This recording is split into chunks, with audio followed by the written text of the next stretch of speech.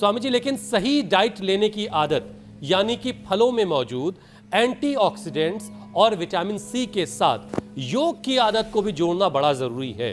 तभी शरीर को प्रदूषण से सही मानों में सुरक्षा कवच मिल पाएगा।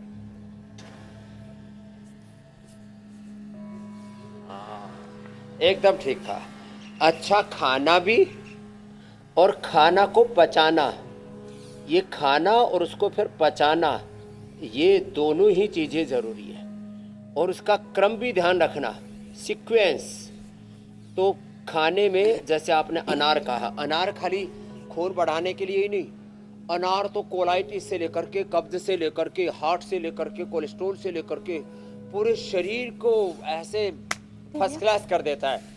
जैसे मैं डेली प्रयोग में जैसे कहता हूँ, गोधन अर्क सुबह पी लिया और गोघृत पी लिया तो पूरे शरीर का शुद्धिकरण सशक्तिकरण हो जाता है। तो ऐसे ही जिसने खाने में, अब देखो ये 5-7 बातें खाने के क्रम में, पहले थोड़ा अनार, पपीता, सेव, बग्गू, कोसा, थोड़ी सलाद खा लिया और चबा चबा करके खाया, फिर पका हुआ खाना खा लिया, ऊपर से जो थोड़ा बहुत मिष्ठान आदि पसंद है, ज़्यादा ठोक ठोक के नहीं खाना।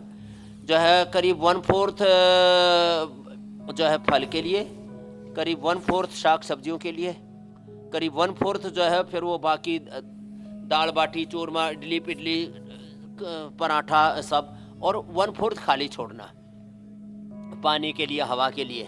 ऐसे थोड़ा सा एक क्रम बनाए और अपनी अपनी प्रकृति के अनुसार और आवश्यकता के अनुसार जो है फलों का चयन कर लें, वात पित्त कफ त्रिदोष देख करके। स्वामी जी, इस क्रम में जाएं उससे सुबह पहले सुबह तो सब पका हुआ खाना ना खाएं तो अच्छा, अंकुरित और फल ही खाएं। दोपहर को मैंने कहा क्रम में पहले फल और सलाद आदि खाएं। रात को अपनी प्रकृति के अनुसार देख करके फलों का चयन कर लें, उसके बाद खाएं। और फलों में कोई बहुत ज़्यादा महंगा खाने की जरूरत नहीं है। जो गुण सेव में है वही गुण इसके बगल में देखो, ये भी लोगों में भ्रम है। पपीता रखा है, बग्गू गोसा रखा है।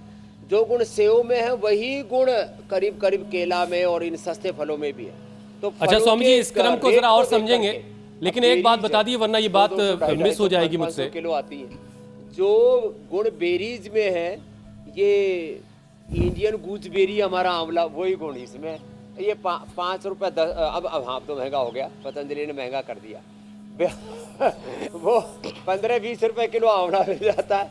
तो भैया रेट से किसी भी चीज के भाव से आप किसी भी चीज के उसके मेडिसिनल कंपाउंड या उसके प्रभाव को, भाव से प्रभाव को तय नहीं करना।